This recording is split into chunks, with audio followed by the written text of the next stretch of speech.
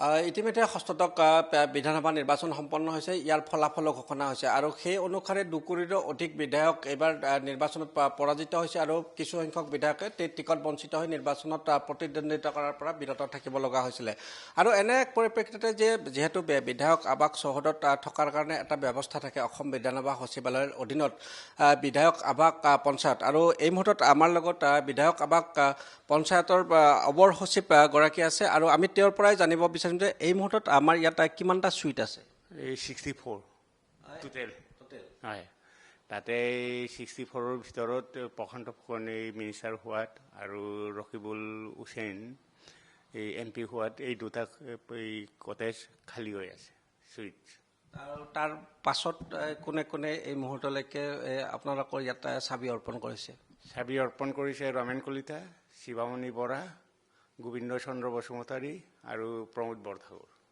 তাৰ মাজতো কিছুসংখ্যক বিধায়কে ইতিমধ্যে ঘৰ খালী কৰিছে, আৰু সেইসকল বিধায়ক কোন কোন? এইটো খালী কৰি আছে। এতিয়ালৈকে আমাৰ পৰা 5 লৈ গৈছে।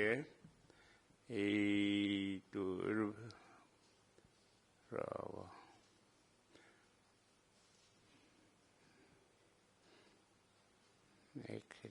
কৰিমুদ্দিন আৰু ৰমেন কলিতাটো খালী কৰিলেই, আৰু এইটো দীপায়ন চক্ৰৱৰ্তী, দেৱব্ৰত শইকীয়া, হেমাংগ ঠাকুৰীয়ে খালী কৰিছে, আমাক চাবি দিয়া নাই। প্ৰমোদ বৰঠাকুৰ দিছে, আৰু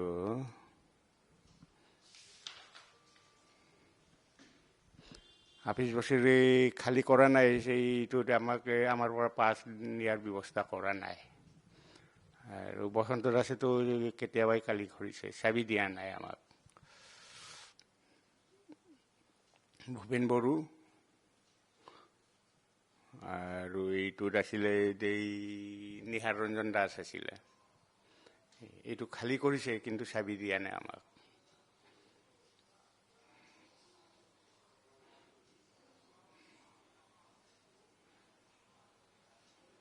গোবিন্দ দিছে চাবি। লৰেন্স ইছলাৰী 5 লৈ গৈছে।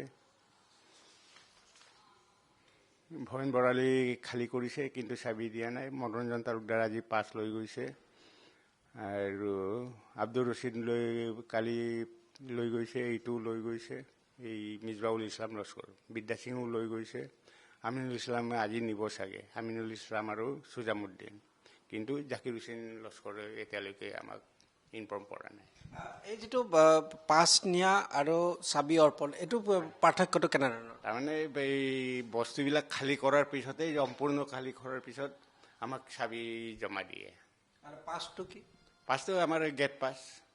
তাৰমানে এই বস্তু বাহানি, চাপ'জ আপোনাৰ অফিচিয়েলি আমাক এই যিমান বস্তু দিছে আমি এনেকৈ লিষ্ট আমাৰ এইটোৰ পৰা আহে। এইটো আমাৰ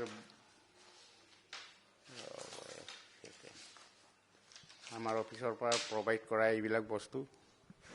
কি মূলতঃ প্ৰভাইড কৰে? এইটো চোফা, আলনা, টেবুল, ৰিভলভিং চেয়াৰ, এই ডাবল বেড, ছিংগুল বেড, আৰু ফ্ৰিজ এটা, আলনা, ষ্টীল আলমিৰা, বুক কেছ, ৰেক, বক্স ফালিং, visitor chair, table, side table, computer table. আপোনালোকে ইয়াতে থৈ যাব। তাৰোপৰি যিনে MLA নিজাকে কিনি ব্যৱহাৰ কৰি আছিলে এইবিলাক লৈ যাব পাৰে, নিব নোৱাৰে। বাকীবিলাক কি কৰিব? আমাৰ এই অকশ্যন আহিব।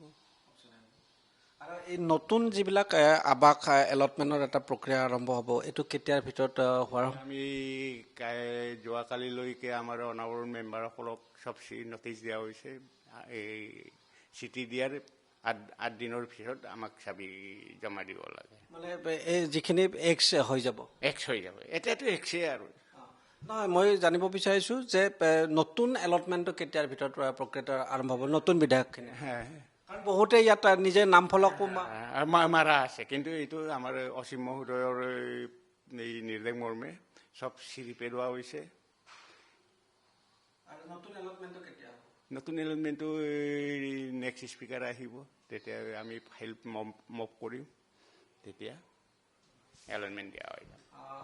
এয়া হৈছে যে বিধায়ক আৱাস পঞ্চায়তৰ অবৰ সচিব, আৰু তেখেতে এটা কথা কৈছে যে যেতিয়াই অসম বিধানসভাৰ ষষ্ঠদশ অসম বিধানসভাৰ কাৰণে অধ্যক্ষ নিৰ্বাচিত হ'ব, আৰু নিৰ্বাচিত হোৱাৰ পাছতহে বিধায়ক আৱাস চৌহদত থকা যিসমূহ বিধায়ক আৱাস আছে বা চুইট আছে, এই চুইটসমূহ আবণ্টন দিয়াৰ প্ৰক্ৰিয়া আৰম্ভ হ'ব।